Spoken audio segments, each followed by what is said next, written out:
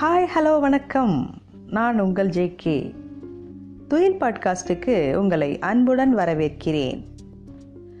ஆயிஷா ரா நடராஜன் அவர்கள் எழுதிய என்னை செதுக்கிய மாணவர்களில் இன்று மாணவ விவசாயி இளஞ்செழியன் உங்கள் அப்பா என்ன வேலை பார்க்கிறார் அப்படிங்கிற கேள்விக்கு வகுப்பறைகளில் குழந்தைங்க வாய்விட்டு சொல்கிறதுக்கு கூசும் வேலை விவசாயம். நீங்கள் என்னவாக விரும்புகிறீர்கள் அப்படிங்கிற ஒரு கேள்வி கேட்டு வேலைவாய்ப்பு விருப்ப அட்டவணைக்காக 5 ஆண்டுகளுக்கு முன்னாடி தயாரித்தோம். அதில் பதிலளித்த குழந்தைங்க தங்கள் விருப்ப வேலைகளில் பிட்டர் டிங்கர் அப்படிங்கிற வெல்டிங் வேலைகளை கூட தெரிவிச்சிருந்தாங்க. ஆனால் இந்த பட்டியலில் விவசாயம் பிடித்திருந்த இடம் என்ன தெரியுமா? 117. இது எதை காட்டுது? இந்தியர்களோட அடிப்படை தொழிலான விவசாயத்துக்கு எதிராக நம்மளுடைய கல்வி எந்த அளவுக்கு நுணுக்கமாக வேலை பார்த்துருக்குன்னு தெரியுது. நீ எல்லாம் உருப்படவே மாட்ட, மாடு மேய்க்கதான் லாய்க்கு, நாளையிலேருந்து ஸ்கூலுக்கு வராத, வயல் வரப்பு வேலைக்கு போ, இப்படியான வசவுகளே தேசிய ஆன்மாவை உருகுலைத்தன. இந்திய விவசாயிகள் தவறி கூட தங்களோட அடுத்த சந்ததி விவசாயத்துக்குள்ளே நுழைஞ்சிடக்கூடாதுன்னு தங்களோட விளைநிலங்களை எல்லாத்தையும் விற்று தான் பணத்தை கட்டி பிள்ளைங்களை படிக்க வைக்கிறாங்க. அதுதான் நிதர்சனம். ஒரு விவசாய நாட்டோட கல்வி எப்படி இருக்கணும்? விதைப்புக்கு ஒரு விடுமுறையும் அறுப்புக்கு ஒரு விடுமுறையும் தானே விடணும். ஆனால் காலாண்டு விடுமுறை, அரையாண்டு விடுமுறை, தேர்வு, முப்பருவ புத்தகம் அப்படின்னு விவசாயத்தை விட்டு சந்தைகளை தூரத்தில் துரத்தி வச்சிருச்சு நம்மளோட கல்வி முறை. விவசாய கல்வியை ஒரு பள்ளி பாடமாக கூட வைக்கிறதுக்கு இன்னைக்கு வரைக்கும் நம்ம நாட்டு கல்வி அதிகார அமைப்பு பரிசீலிக்கலை. இப்படியான சூழ்நிலையில் விவசாயத்தை நோக்கி கல்வியை எப்படி எடுத்து செல்லலான்னு எனக்கு உணர்த்தியவர் தான் மாணவர் இளஞ்செழியன். கலாச்சார கல்விங்கிற பெயரில் விவசாயத்தை கல்வியின் அங்கமாக்கியவர் சீன பெண் கல்வியாளர் யாங் காய்ஹுயி. இவர் செஞ்சீனத்தின் தலைவர் மாசேதுங்கின் துணைவியார். 1920களில் சீன புரட்சிக்கு முன்னாடியே கலாச்சார கல்வியை ஷாங்கி பிராந்தியத்தில் யாங் அறிமுகம் செஞ்சார். அப்போ மாசேதுங் ஆரம்ப பள்ளி அமைப்பின் இயக்குனராக இருந்தார். யாங்காங்குயின் கல்வியில் 3 அடிப்படை அம்சங்கள் இருந்துச்சு. முதலாவதாக உள்ளூர் மக்களின் அனுபவங்களையே பாடமாக மாற்றுறது. குறிப்பாக முதியோர், சாமானிய மக்கள் உழைத்தது போக மீதி பொழுதுகளில் பள்ளிக்கு வந்து ஊர் சார்ந்த தங்கள் உழைப்பு சார்ந்த விஷயங்களை குழந்தைகள்கிட்ட பகிர்ந்துகிறது.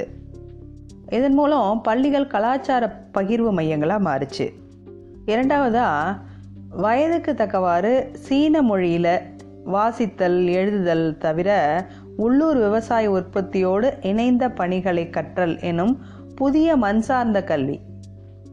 மூணாவதாக ரொம்ப சுவாரஸ்யமானது, மாலை நேரத்தில் குழந்தைங்க ஆசிரியர்களாக மாறுவாங்க. உள்ளூர் உழைக்கும் வர்க்க மக்களுக்கு அடிப்படை கல்வியை குழந்தைங்க கற்றுத்தருவாங்க. ஆக ஒத்தருக்கு ஒத்தர் கற்க உதவுதல் என்பது தான் யாங்காங்குயியோட கலாச்சார கற்றலின் அடிப்படை. தேச பொருளாதாரத்தில் பிரைமரி செக்டார் உணவு உற்பத்தி தான். அதனால தான் விவசாயம் நாட்டின் முதுகெலும்புன்னு சொல்லப்படுது. 2வது தளமாக விளங்குறது விவசாயத்துக்கும் விவசாயிகளுக்கும் தேவையான கருவிகளை, பொருட்களை உற்பத்தி செய்யக்கூடிய தொழிற்சாலைகள். இவங்களுக்கு சேவை புரியக்கூடிய தகவல் தொடர்பு, மருத்துவம், கல்வி, போக்குவரத்து துறை, சினிமா, இது எல்லாமே 3rd செக்டாராக இருக்கிற சேவைத்துறை தான் அப்படின்னு சொல்கிறாரு காரல் மார்க்ஸ். அதன்படி கலாச்சார கல்விங்கிறது விவசாய அடிப்படை கல்வின்னு அறிவித்தாங்க யாங். தன்னோட பள்ளிக்கு இயல்பான பள்ளின்னு பெயரிட்டிருந்தாங்க. 1930 யாங்காங்குயி அம்மையார் இறந்து போனாங்க. அதுக்கப்புறம் 1966 கலாச்சார புரட்சி அப்போ மாசேதுங் மறக்காமல் தன்னோட தலைமையில் சீன கல்வியை விவசாய ஆதரவு கல்வியாக்கிட கலாச்சார கல்வியை கட்டாயமாக்கினார். கற்றலை கலாச்சாரமாக பகிர்ந்து கொள்கிற சிந்தனை தான் சீன பொருளாதாரம் இன்னைக்கு வரைக்கும் தலை நிமிர்ந்து நிற்கிறதுக்கு முக்கிய காரணம். அதாவது மக்களிடம் கற்று மக்களுக்கே அளித்தல் என்னும் கொள்கை.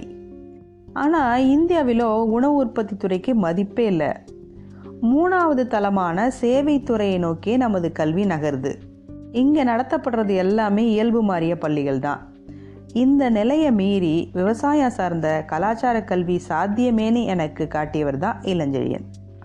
எங்களோட பள்ளியில் 11ஆம் வகுப்பு மாணவர்கள் நாட்டு நலத்திட்ட முகாமுக்காக தங்கியிருந்த கிராமத்தில் தான் இளஞ்செழியனை நான் சந்தித்தேன்.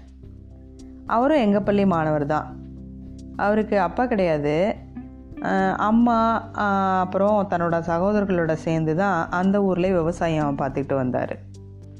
நகர்ப்புறத்திலிருந்து வந்திருந்த மற்ற மாணவர்களுக்கெல்லாம் கிணத்துல குதித்து நீச்சல் அடிக்கிறது, அப்புறம் ஏற்றம் இறைக்கிறது, பாத்திகளை நீர் வரத்துக்காக திருப்பி விடுறது, கால்நடைகளை ஒருங்கிணைக்கிறது, தீவனம் வைக்கோல் இதெல்லாம் எப்படி கையாளுறது, அப்புறம் தென்னை மரம் பனை மரம் இதெல்லாம் எப்படி ஏறுறது அப்படின்னு பல வகையான விஷயங்களை அந்த 10 நாள் முகாமில் இளஞ்செழியன் கற்றுக் கொடுத்தாரு. மற்ற மாணவர்கள்லாம் ரொம்ப விருப்பத்தோடு கற்றுக்கிட்டாங்க. நம்ப முடியாமல் தான் நான் இதை பார்த்துக்கிட்டு இருந்தேன். முகாம் நடந்த 10 நாட்களுக்கும் மாணவர்களுக்கு உணவும் உறைவிடமும் தந்து தற்காலிக விவசாயிகளாகவே பயிற்சி அளித்தார் இளஞ்செழியன். எங்கள் பள்ளி மட்டும் இல்லைங்க, தன்னோட ஊரில் உறைவிட முகாம் வெட்டுறதுக்காக வர்ற மற்ற பள்ளி மாணவர்களுக்கும் அதே அளவு வாய்ப்பளித்து அவர் தன்னோட செயலை செஞ்சார்.